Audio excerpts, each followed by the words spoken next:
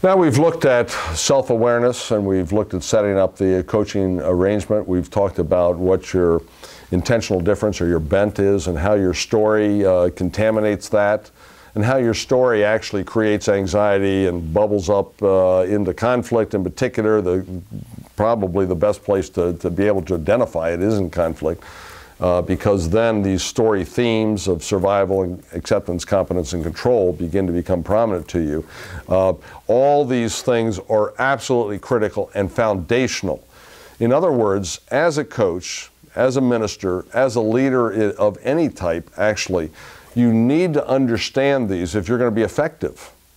And to be effective, you need to be well-defined and you need to be blue zone. If you're not going to be effective. Why? Because you're going to constantly undermine yourself. And the biggest way to undermine yourself is to be misaligned internally. If you are misaligned internally, I guarantee you're not going to be effective as a leader. And I guarantee you also that people will pick up your misalignment. Now, when I say misalignment, it's not like it's either or, by the way. It's a continuum, because I think all of us, I certainly find myself misaligned periodically. I find myself slipping into a red zone periodically. I mean, these things are constantly occurring, and there is a whole growth process here, obviously. It isn't like, okay, I've given you some notes now, so now you're completely blue zone and well-defined, so go in peace. These are the kind of things, though, I want them to be ideas that you are aware of and that you can be working on, hopefully prayerfully, to really be getting yourself to a place where you can be much more effective as a leader. That's what this is all about, is being effective as a leader. And you as a coach are a leader. I mean, just the fact that you're coaching somebody means that you're leading that person, so you're in a leadership position. But all of you, both the coaches and the coachees, are in leadership positions too. So to be effective in that, the things that we've talked about up to this point have got to be in place there for you. If they're not, you're going to find yourself less and less effective, more and more compromised in your own personal thinking, in your own personal behavior, and in your own personal leadership. Let's talk now about change. One thing, obviously, that we as humans are very, very much keyed into, and that is this whole idea of change. Change is very, very important to us. It's also very, very difficult to achieve. I'm going to talk about it in two different ways. I'm going to talk about change in relation to the individual, and I'm going to talk about change in relation to a system. But you are a coach now, and people are coming to you, so they are asking for new skills and knowledge and understandings and those kinds of things, which all represent change, by the way. If I add a new skill to my repertoire, I'm changing. If I add a new piece of knowledge to my repertoire, I'm changing. If I add new behaviors to what I do, I'm changing. So they are asking to change. Same thing with any organization or system, however you want to discuss that.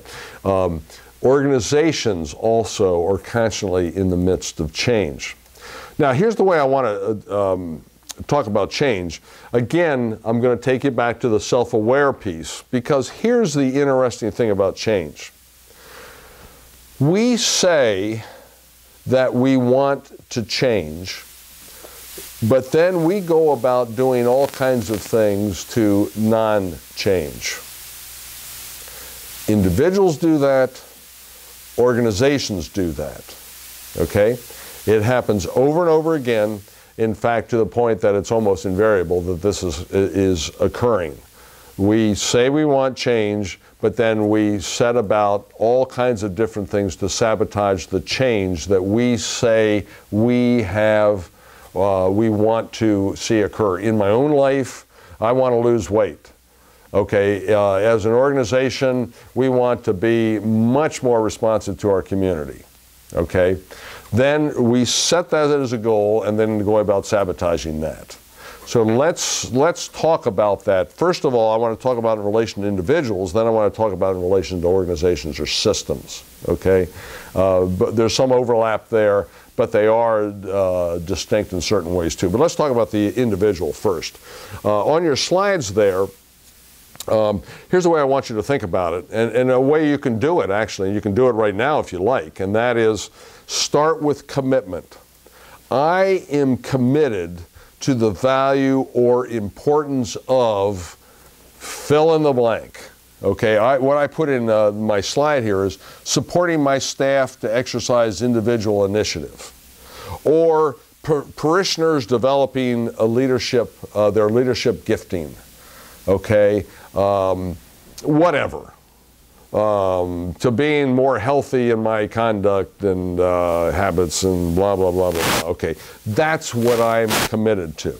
Okay, the second box then, what am I doing or not doing that prevents my commitment from being fully realized? Okay, now the first thing I said here is supporting my staff to take an individual initiative. What I said there, because this is one thing I see over and over again. So somebody will say that to me, okay, I really want my direct reports or my people to really take a lot of individual initiative. Or I want my parishioners to exercise priesthood of believers or whatever. Okay, this power thing is very interesting to me.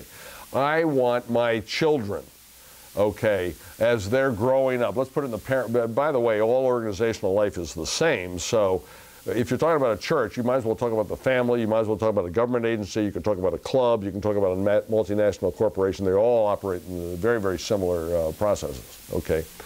So here's a parent who says, you know, I really want my kids to grow up so when they're 18 and leaving the house, they're self-regulating and governing, which means they have to take a lot of personal responsibility and initiative, which those two go together. If I take personal responsibility for myself, then I've got to take initiative also, which means when I make a mistake, I've got to figure out what I'm going to do about it. By A, taking responsibility, I made the mistake, and then B, figuring out what resources that I need for myself or other people that I can do to make that mistake right. Okay? Great. I think every parent would tell me that, you know, that that's what they want. But then they go about sabotaging that, which I find really interesting. Like leadership in a church. Pastor, men and women, I've heard them say it over and over again, that's what they see themselves doing, is taking immature Christians and developing them into mature Christians. People who don't take a lot of personal spiritual responsibility, developing in their own personal responsibility, their own giftings, being able to minister to one another, bear one another's burdens, and all this kind of stuff. And then the ministers go about sabotaging that.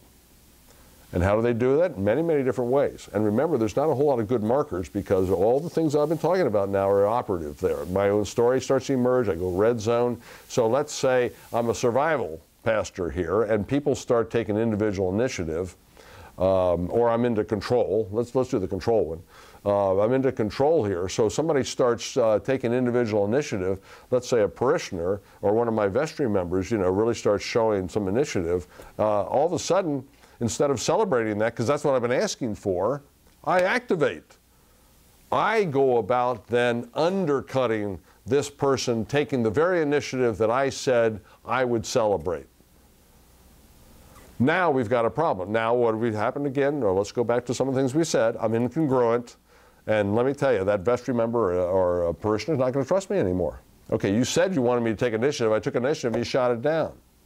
Now again, I mean, there's initiative, and there's better initiative than not, but often I find that people, because of their own red zone issues, will step in front of the very things that they have already stated that they want to have occur, okay? And why is that?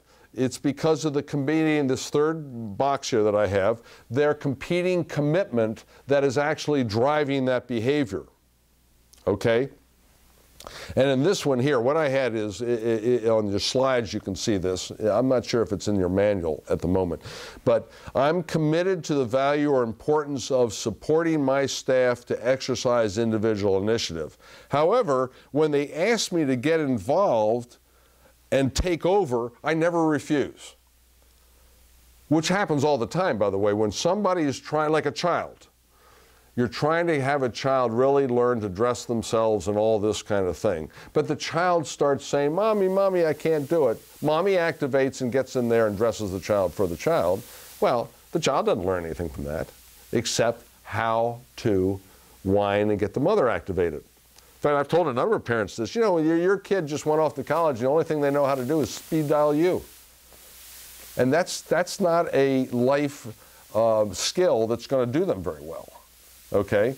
They actually need skills in how to take responsibility for their life, to think through and problem solve, to take responsibility when the thing that they solved didn't go the way they wanted it to, and move in a different direction. That's a life skill, not Mommy, Mommy, Daddy, Daddy, help, help. I don't know what to do because I have a flat tire, or, you know, I got a bad grade on my test, or I've run out of money. I know you gave me $100 to last the month, but I spent it in one night on the party. What am I going to do? Well, hopefully your response is, I don't know what you're going to do, but would you call me back when you figured it out, and we can celebrate that decision together? But a lot of parents will say, well, I'll be wiring you another $100, honey, because I just can't see you fail, because that would be terrible, kind of thing. Because why? There's a competing value that's behind that sabotaging behavior. And that's what you need to get a hold of. And in this one here, this one where I need the staff to take initiative, but when they ask my help, I jump in immediately and don't. The competing value is there. I don't want my staff to feel as though I've abandoned them. I want them to be happy with me, or I want them to accept me, or whatever that competing value is now. Okay? So, I say I want one thing. The staff, and by the way, from an organizational change point of view, change is very, very difficult. So people will always default to the status quo. One reason is because our brains are set up that way. We feel safest when we are in the familiar.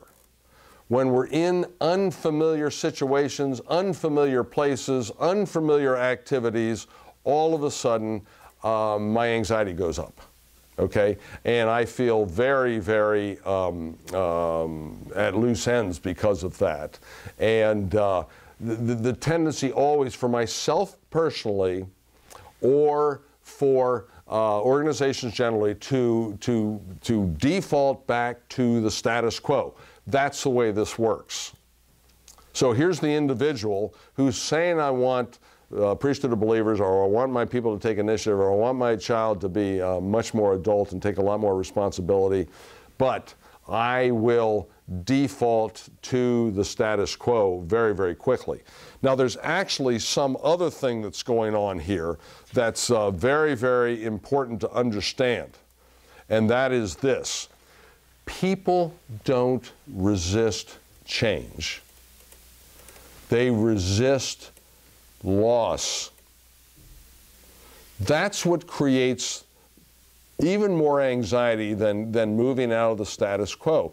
People very much resist the losses that will be sustained if, in fact, I change. So here's a person who says, he's the minister, she's the minister, I want my people to take a lot more initiative and exercise their gifting much more, okay?